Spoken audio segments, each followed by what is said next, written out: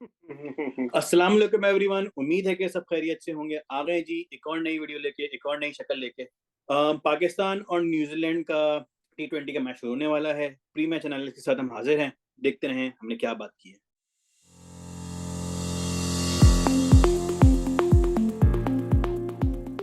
हम एक नई शक्ल के साथ वापस आए हैं वाह जी वाह। नहीं तो नहीं रिकॉर्डिंग है, में। पुरानी शक्ल रिकॉर्डिंग है। के लिए रिकॉर्डिंग के लिए हाँ, रिकॉर्डिंग के लिए इतने दूर से पकड़ के ले आए हैं कि के साथ ही साथ बैठा बिठा दिया। लिए। हाँ, तो पाकिस्तान और न्यूजीलैंड का मैच शुरू होने वाला है। क्या मंजन है इसका भाई? क्या क्या लगता है आजम साहब? पॉजिटिव लेके कुछ बताएंगे आप इसके बारे में? मैं तो नेगेटिव ही लाता हूँ, आपको पता है।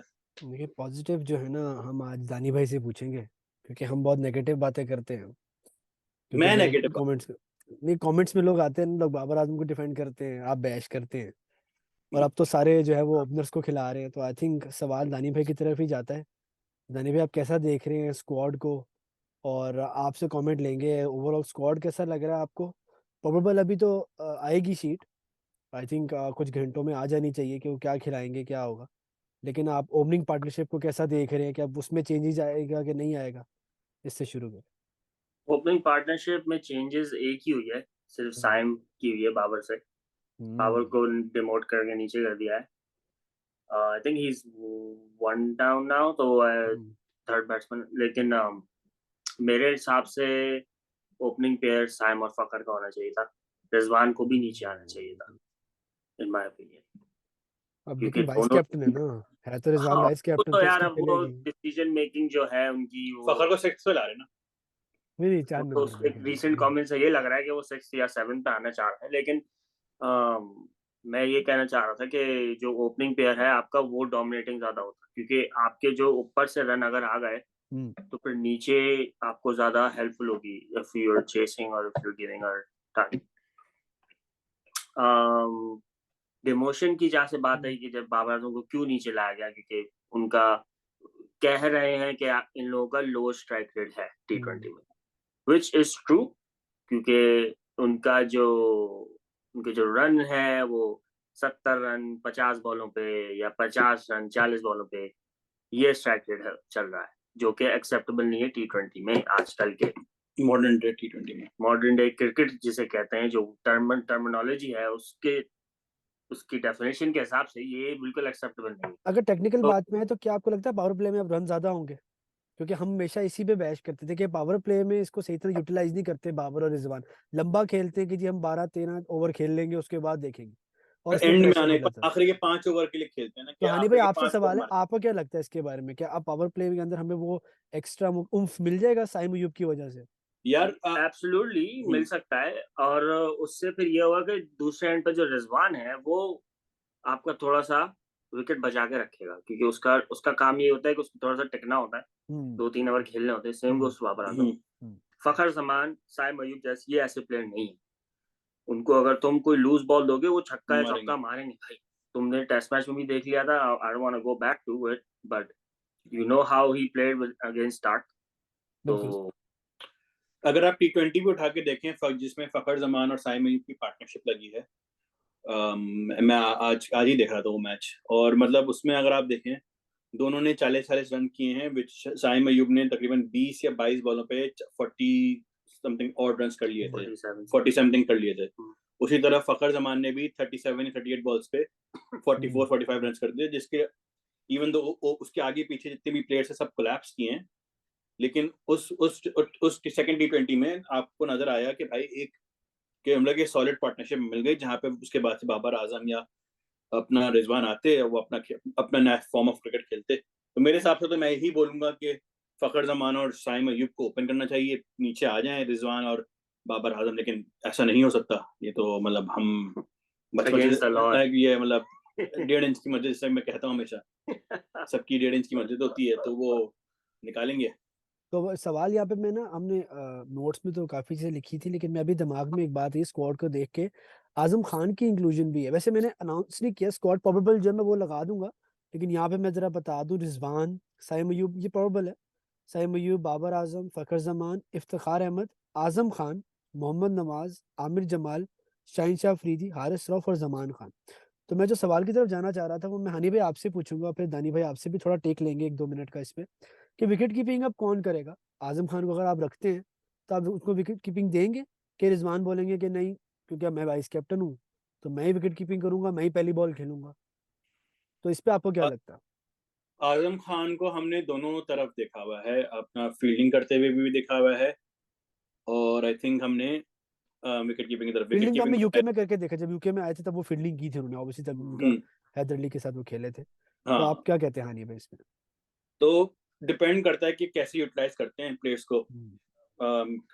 अगर फिटनेस भी है, मतलब ऐसा नहीं कि आजम खान में फिटनेस नहीं है, फिटनेस भी नजर आती है बिल्कुल, लड़के में। सीपीएल वगैरह में उन्होंने इतने सीपीएल छक्के वगैरह पूरी मारते हैं, छक्के मारते हैं, सब विकेट करते हैं। कीपिंग सेकंड स्लिप का कैच भी पकड़ लेते हैं भाई डाइव करके, ऐसी बात नहीं हाँ, है। तो लगता है अगर विकेट कीपिंग करेगा तो कॉन्फिडेंस आ सकता है। रिजवान, वो कहते हैं ना बड़े प्लेयर की बड़ी निशानी यही है कि वो रुक सकते, जैसे हमें इंडिया की, अब इंडिया आ जाता है हम एग्जांपल ले आते थे, केएल राहुल, ईशान किशन जिस तरह करते हैं वहां पे, तो उस तरह वो कर सकते हैं। अगर शाहिन शाह अफरीदी का डिसीजन होना चाहिए इस पे हम्म। कि दानी भाई ये नहीं, बहुत बड़ी रिजवान बात है। फील्डिंग तो कर सकता है, ऐसा नहीं है, रिजवान ने कभी मतलब की है फील्डिंग। जब सरफराज और रिजवान साहब साथ खेलते थे तो रिजवान फील्डिंग करता था, सरफराज कीपिंग करता था। तो ऐसा ऐसे सिनेरियोज हुए हैं, ऐसा नहीं कि पहले हमने ऐसे सिनेरियोज नहीं देखे हैं। लेकिन आजम खान पे एक सवाल निशान ये बनता है कि मैं दानिश से भी सुबह बात कर रहा था कि भाई 5 इनिंग्स हो गई हैं और 5 इनिंग्स में लड़के की परफॉर्मेंस नहीं आई है पाकिस्तान के लिए। मैंने पाकिस्तान के लिए यूज कर रहा हूँ कि 1-5, और कहीं एक पे तो आउट भी नहीं हुए, आउट हो गए, 0 पे आउट हो गए, एक पे जो है अपना उन्होंने खेला नहीं। लेकिन बात सारी यहाँ वही सवाल, आसिम साहब, सवाल ये उठता है कि इज दिस अ डू और डाई फॉर आजम खान? क्या ये मतलब अगर इसमें नहीं पर 5, 3 या 4 में परफॉर्म नहीं किया तो क्या ये बिल्कुल ही बाहर हो जाएंगे? क्योंकि मुझे मैं ना सवाल दानिया भाई की तरफ लेके आऊंगा और इसको ज्यादा लंबा नहीं करते, आखिरी पॉइंट लेते हैं दानिया भाई से, क्योंकि मुझे लगता है कि आजम खान को ना चांस मिले हैं कि मैं चाहता हूँ कि उसको प्रॉपर रन मिले विद द कॉन्फिडेंस कि यार तुम बाहर नहीं निकलोगे टीम से। 4-5 मैच उसको दे के यार तुम हो तगड़े हो, और वो विकेट कीपिंग जब वो करता है ना उसको कॉन्फिडेंस वहां से बूस्ट होता है, जो विकेट कीपिंग बैट्समैन होता है, कि उसकी विकेट कीपिंग भी हो रही होती है फिट, वो कैच भी पकड़ा तो उसके बाद आके वो भी नीचे आके बैटिंग करेगा। तो दानी भाई आपका क्या लेना है कि विकेट कीपिंग क्या लगता है किसको करनी चाहिए थी? क्या रिजवान ये डिसीजन लेंगे कि नहीं लेंगे? मुझे मोस्ट प्रोबेबल सुनने में आया कि आजम आजम ही कीपिंग लेगा। करेगा और रिजवान खेलेगा एज अ स्पेशल बैट्समैन की जगह के रैंकिंग पे। तो that's why he is a opener now. तो मतलब that's what they saying. But मेरे ख्याल से आजम को कीपिंग करनी चाहिए, और कॉन्फिडेंस जब आएगा जब आपको एक नंबर सेट कर दिया जाएगा, हाँ भाई आप 10 मैच खेल लो, this is your book that 10 matches, जाओ खेलो। फिर वो अपने हिसाब से खेलेगा, और उसने अगर कोई अच्छी नॉक ऑफ या अच्छी इनिंग खेल ली उन 10 मैचेस में, then he will build a lot of confidence, और फिर वो आगे लंबा रन करेगा। एक ऐड ये होगा करता हूँ कि आजम खान जिस नंबर पे आते हैं ना, उस नंबर की रिक्वायरमेंट ही जो है बहुत ही डिफरेंट है। 3 ओवर की रिक्वायरमेंट, 3 ओवर या 4 ओवर की रिक्वायरमेंट है 2020 में। वो छठे 7वें नंबर पे आता है, मतलब इफ्तिखार इफ्तिखार को के अब बाद। आपने प्रमोट कर दिया, थोड़ा सा ऊपर कर दिया ना उनकी वजह से आजम खान मतलब को। आसिफ अली जैसे आपका आता था कि यार मतलब मारना है। आसिफ अली का नाम भी ले लिया। डिलीवर कर नहीं पाएगा। हाँ, वो क्यों नहीं है टीम में वैसे आने में? वो मतलब परफॉर्म भाई, एक मैच या 2 उसको मैच। 50 T20 देती है हाँ भाई, बहुत है। बस, हाँ वही वाली, बस सही कह रहा है। उसमें एवरेज उसका बेचारे का 20 से अंदर है, या पता नहीं 30 से अंदर है। छोड़ दे भाई, मतलब चलो। वो आता था 3 ओवर के लिए, 2 छक्के मारे, खड़ी कर दी, अल्लाह हाफिज। हनी भाई आपको कैसा लग रहा है कि स्क्वाड देख के कि आमिर जमाल की भी एडिशन हुई है T20 स्क्वाड में, और उनकी टेस्ट में परफॉर्मेंस देखी, कैसा लग रहा है आपको ये एडिशन? भाई इस बंदे की एडिशन तो बहुत पहले हो जानी चाहिए थी, बहुत पहले। मतलब मैं बहुत पहले भी नहीं, मतलब मैं ऐसे मतलब 5-6 साल पहले की बात नहीं कर रहा, मतलब बहुत पहले, जब से आप इस बंदे को देख रहे हैं, इसकी बिल्कुल। एडिशन टीम में वैल्यू ऐड बहुत पहले थी। आपको ऐसा बॉलर चाहिए था, और ये ऐसा बॉलर बैट्समैन डिलीवर करता है। बैट्समैन भी अच्छा है अपना, T20 का मतलब आखिरी डेथ ओवर जो आप बोल रहे हैं, डेथ ओवर्स में आके भी मारेगा। जो मतलब मैं बोलना नहीं चाहिए, अनवर अली टाइप जो वो कहते हैं ना, दानिश, नहीं, अनवर राणा अली साहब टाइप। टाइप ना, राणा साहब भी राणा तो हमारे राणा थे। राणा भी नहीं, राणा नहीं बोलूंगा, क्योंकि राणा साहब इतना आके नहीं मारते जितना अनवर अली आके जो आखिरी में जो नहीं, है राणा मारना साहब चाहता था। क्लासी बैट्समैन है, ठीक है दानी भाई आपके। अच्छा दानी भाई आपको तो कैसा लगा आमिर जमाल की टेस्ट में परफॉर्मेंस, और अब T20 में एडिशन कैसा लग रहा है आपको दानी भाई? यार आमिर जमाल के पास ऑफ कोर्स डोमेस्टिक बॉल अच्छी है, और उसने उसने डिलीवर किया अपने आप को कि भाई मैं खेल सकता हूँ, ठीक है। और पीएसएल में भी और परफॉर्मेंस है। और he was not injured, he was fully fit। इस तरह वो ऑस्ट्रेलिया में आया। ऑस्ट्रेलिया की हार्ड पिचेस होती हैं, उसमें अच्छे बॉलर इंजर्ड जाते हैं। he survived on it and he took a lot of it। 18-18 पे ले चुका है वो। तो आने में T20 के आने में I think it's a good decision, लेकिन at the same time Pakistan को जरूरत थी उस बॉलर की जो पूरा हो, मीनिंग के जिसकी इंजरीज ना हो। ठीक है, आपका शाहिन शाह अफरीदी ले लें, he is not complete bowler। Fragile है ना, थोड़ा सा फ्रेजाइल है, थोड़ा सा 128 से ऊपर बॉलिंग करा सके। सही है, same goes to Haris Rauf. अगर आप वर्ल्ड कप ओडीआईज में इसको डाल देते तो you would not lose with Afghanistan, इतना मैं आपको गारंटी बताएगा। आप अफगानिस्तान से नहीं हारते। सही है, साउथ अफ्रीका से शायद आप जीत जाते। Big claim. मैं यहाँ पे एक सवाल लेके आऊंगा, मैं 2 सवाल करना चाहूंगा आपसे। हानी भाई आपके लिए एक सवाल रखूंगा और दानिया भाई आप पे। हानी भाई आपसे ये सवाल है कि नवाज को कब तक लेके जाएंगे आप? क्या ये ऐसी सीरीज है जिसमें नवाज का चलना बहुत इंपॉर्टेंट है? क्योंकि हम वर्ल्ड कप को देख रहे हैं बिगर इमेज को, क्योंकि हम कब से लेके चल रहे हैं नवाज को, तो इस पे क्या कहना है? नवाज का भी है और मैं हारिस रऊफ, मैं तो उल्टा, आप अपने लाहौरी के बॉय को छुपा रहे हैं, मैं तो हारिस मेरा रऊफ दूसरा सवाल यही था कि हारिस रऊफ ने टेस्ट नहीं खेला, तो उनको तो पूरी एनर्जी होनी चाहिए इस पर, मतलब कि बॉल तो 200 पे चली जानी चाहिए शायद। नहीं नहीं, क्योंकि अब तो वो बीपीएल भी खेल के आ रहे हैं ना, तो वहां से भी एनर्जी है, टेस्ट भी नहीं खेला। तो आप दोनों सवाल को मिक्स कर लें, दानी भाई आप भी बता दें, हानी भाई आप भी ले लें, नवाज और हारिस रऊफ पे बात कर लें। मैं नवाज का बोलूंगा कि भाई जो उसको मैच में बोलने वाला है ना, वो जब चला आएगा तो नवाज चला आएगा। ये मेरा आंसर है। ये बड़ा ठीक है। मेरा नवाज मैच विनर। सही बात तो सही कर रहा है। यार हारिस और रऊफ की तेज आएगी कि नहीं आएगी बॉल? यार तेज नहीं चाहिए मुझे, स्विंग और सीम चाहिए। हाँ, वही मेरा भी पॉइंट है कि भाई मैं बेट 4-5 वीडियो से अब ये बोलता आ रहा हूँ कि भाई मुझे 130 दे दो, लेकिन कुछ मसाला दे दो कुछ मुझे। आमिर जमाल भी तो ऐसा सेट एग्जांपल है ना, और वो तो 150 का बॉलर नहीं है, लेकिन वो वाहिद बॉलर था टेस्ट मैच में जो 140, 139, 137 मार रहा था, जिसकी बॉल पड़ के तेज आ रही थी, जिससे लबुशैन पीछे हट रहा था। आपका स्टीव स्मिथ था, बाकी जो हसन अली था वो 129 पे फेंक रहे थे।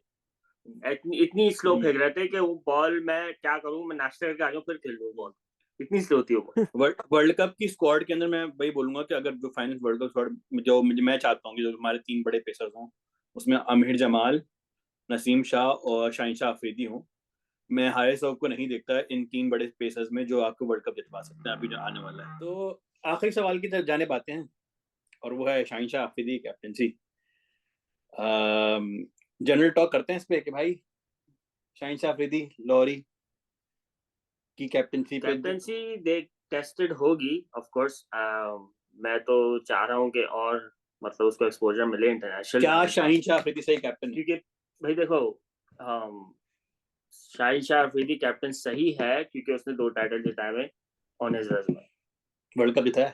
वर्ल्ड कप नहीं जिताया। वर्ल्ड कप में अब जिताएगा ना वर्ल्ड कप। लेकिन जो ग्रूमिंग जो है ना उसकी जो हुई है जीतने में टाइटल्स की, वो उससे पता चलता है कि he knows how to take risk decision. बिल्कुल कैलकुलेटेड रिस्क डिसीजन। टेस्ट का जिता देता, टेस्ट में जो पीछे लग हुआ है, टेस्ट में कैप्टन देखिए वो अब ये एक पॉइंट में यहाँ पे करना बॉलर चाहिए, और कैप्टन अलग रखूं, आप ये कहना चाह रहे हैं? देखिए हमारी हिस्ट्री में ना जब बॉलिंग कैप्टनसी आई ना, फास्ट बॉलर कैप्टनसी, अब आप पुराने जमाने में जाएं तो वो हमेशा बड़े फायदे में रही है हमें। ठीक है, ऑब्वियसली कंट्रोवर्सीज के साथ विकेट कीपिंग भी रही है, विकेट कीपिंग भी रही है फायदे में, विकेट कीपिंग भी रही है।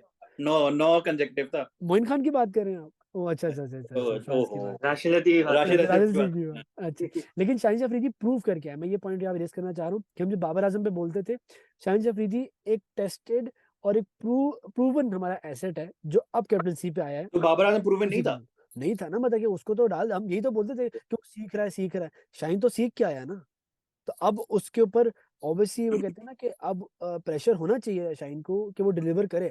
जो 2 पीएसएल के इंटरनेशनल टाइटल है, पीएसएल में कोई ऐसे लोग तो नहीं खेलते ना मजाक में, ये ऐसे ही खेलते कराची मुझे नहीं पता भाई। लेकिन यार उसकी कैप्टनसी फ्रेंचाइज की is totally different than international level. Pressure अलग होता है ब्रो, क्योंकि वो अपनी पूरी स्ट्रेंथ से आए हुए होते हैं, आपके जो अपोनेंट होते हैं। If you don't have that strength, मतलब जो उस शाहीन के पास स्पिनिंग थी अटैक यार। में, स्पिनिंग डिपार्टमेंट में जो उसकी स्ट्रेंथ है लाहौर कलंदर्स की, it's not equivalent to what we have right now. Sikandar रजा, राशिद खान की बात कर रहे हैं। ससुर जी की भी तो लेके आएगा ना यार वो अपनी टिप्स यार, ओके शाहिद अफरीदी यार। ससुर जी खुद तो नहीं तर जाएंगे वो खुद मुझे explain लगता है हो भी करेगा। सकता है। अच्छा चले जी, रैप अप की तरफ आते हैं। थैंक यू दानिल भाई, बड़े टाइम के साथ वापस आए। लाइक और सब्सक्राइब करना मत भूलिएगा, बेल आइकन दबाना मत भूलिएगा, ताकि आपको आने वाली वीडियो के बारे में जरूर पता चलता रहे। मिलते हैं अगली वीडियो में, देखते रहें हमारा मंजर।